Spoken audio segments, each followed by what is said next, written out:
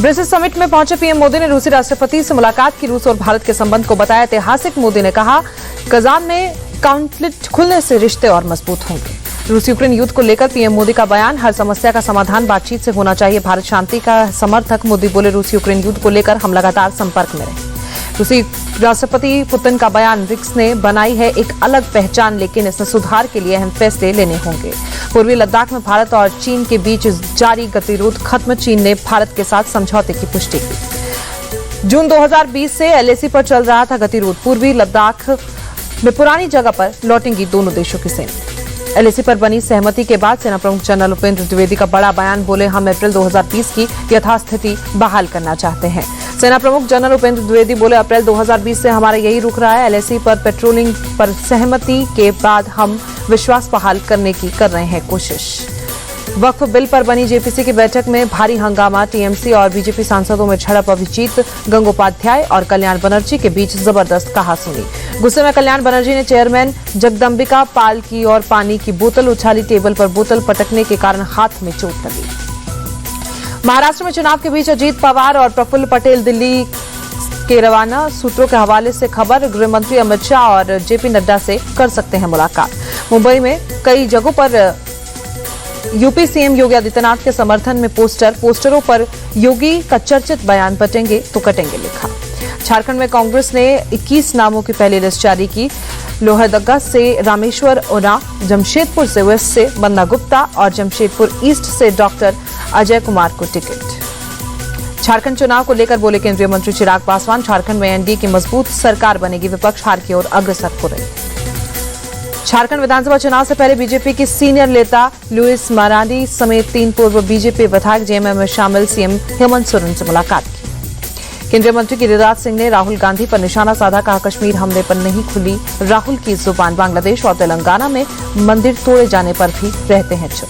केंद्रीय मंत्री गिरिराज सिंह की हिंदू स्वाभिमान यात्रा का आखिरी दिन। किशनगंज में गिरिराज सिंह ने किया रोड शो, जनसभा को संबोधित किया।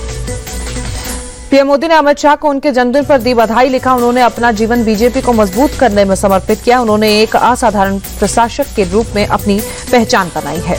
मुख्यमंत्री योगी आदित्यनाथ ने केंद्रीय गृह मंत्री अमित शाह को दी जन्मदिवस की बधाई, लंबे और स्वस्थ जीवन की कामना की।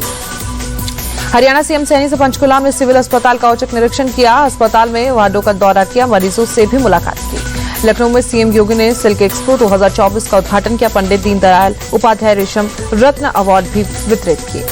सपा नेता एसटी हसन ने एनसीपीसीआर की सिफारिशों को सांप्रदायिकता पर आधारित बताया। कहा, देश में अशांति के लिए एनसीपीसीआर ऐसे सिफारिश देते हैं।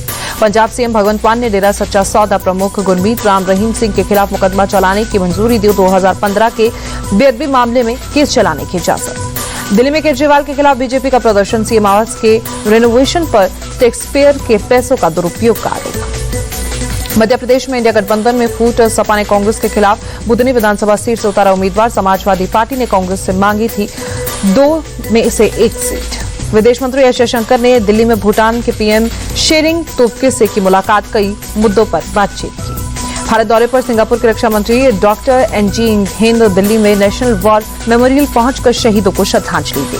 कोची पहुंचे रूसी नौसेना के प्रशांत बेड़े के जहाजों की टुकड़ी। बेड़े में रूसी पनडुब्बी, उपा और रेस्क्यू जहाज अल्ताऊ भी शामिल। भारतीय नौसेना ने किया गर्मजोशी से स्वागत। फिलिस्तीन के लोगों के लिए भारत ने भेजी मानवीय सहायता की पहली खेप में 30 टन दवाइयां और खाद्य पदार्थ भेजे गए। विदेश मंत्रालय ने प्रवक्ता रणधीर जायसवाल ने ट्वीट कर जानकारी दी। राष्ट्रीय महिला आयोग की नवनियुक्त अध्यक्ष विजया किशोर राहटकर ने संभाला कार्यभार। महाराष्ट्र राज्य महिला आयोग की अध्यक्ष रह चुकी हैं। दिल्ली में बढ़ते प्रदूषण के बीच पर्यावरण मंत्री गोपाल राय ने पत्र लिखा। हरियाणा, यूपी और राजस्थान के परिवहन मंत्रियों से अपील। दिल्ली में डीजल बसों के प्रवेश पर प्रतिबंध लगाने को कहा। दिल्ली क्राइम ब्रांच ने 3 लोगों को किया गिरफ्तार। एटीएम में गड़बड़ी कर लोगों से करते थे ठगी। आरोपियों के पास से 50,000 बरामद। एनकाउंटर को लेकर यूपी डीजीपी ने सभी जिलों को निर्देश जारी किया है। कहा, सुप्रीम कोर्ट की गाइडलाइन सुनिश्चित हो। 2017 की गाइडलाइन का कड़ाई से पालन हो। यूपी के उन्नाव में मंदिर निर्माण को लेकर मुस्लिम और हिंदू पक्ष में बनी सहमति। जिला प्रशासन के दखल के बाद सुलझा मामला। उन्नाव के रानीपुर में आपसी सहमति के बाद शिव मंदिर का निर्माण कार्य शुरू। मंदिर के बाहर बढ़ाई गई सुरक्षा। भारी संख्या में पुलिस बल तैनात। यूपी के मुजफ्फरनगर में विवादित पोस्ट पर भारी हंगामा। पुलिस ने मुख्य आरोपी सहित अब तक 10 लोगों को गिरफ्तार किया। आपत्तिजनक पोस्ट पर मुस्लिम समाज में नाराजगी। बहराइच हिंसा के आरोपियों के घर के बाहर बुलडोजर की कार्रवाई पर सुप्रीम कोर्ट में कल होगी सुनवाई। राज्य सरकार के वकील ने तत्काल सुनवाई की मांग की थी। सुनवाई के दौरान जस्टिस BR गवई की टिप्पणी, कहा अगर यूपी सरकार आदेश की अवहेलना का जोखिम उठाना चाहती है तो वो उनकी मर्जी, अगर सार्वजनिक स्थल पर अतिक्रमण हो तो उसे लेकर आदेश में साफ साफ लिखा है। मध्य प्रदेश के IAS शैलबाला मार्टिन के ट्वीट पर छिड़ा विवाद। मार्टिन ने लिखा, मंदिरों में लगे लाउडस्पीकर से फैलता है ध्वनि प्रदूषण। IAS शैलबाला मार्टिन की ट्वीट पर हिंदू संगठनों ने जताई नाराजगी। कांग्रेस ने कहा, अगर IAS उठा रहे सवाल तो सरकार को करना चाहिए चिंतन मनन। फिर विवादों में जयपुर के हवा महल से बीजेपी विधायक बाल मुकुंद पास बदनपुरा के शिया इमामगाह मस्जिद के अंदर जबरन घुसे, मस्जिद को मंदिर की जगह बताया।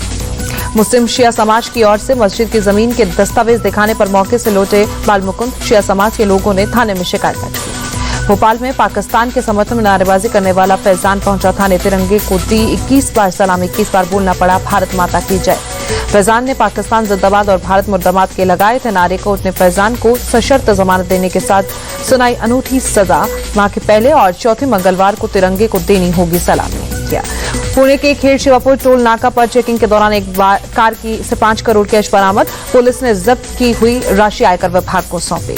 मुजफ्फरनगर में सोशल मीडिया पोस्ट को लेकर हुए हंगामे पर एक्शन पुलिस CCTV के जरिए अपराधियों की पहचान की दर्जनों पत्थरबाजों को गिरफ्तार किया गया। पुलिस कमिश्नर लक्ष्मण सिंह के निर्देश पर नोएडा पुलिस की अनदेखी पहल टीम नन्हे परिंदे की ओर से प्रवीण कुमार ने 35 बच्चों को ओपन बुक एग्जामिनेशन में पास होने के बाटे प्रमाण पत्र। नन्हे परिंदे HCL फाउंडेशन और नोएडा पुलिस की है साझा कोशिश। स्लम के करीब 2005 बच्चों को अलग अलग शिक्षण संस्थानों में दी जाती रही है शिक्षा।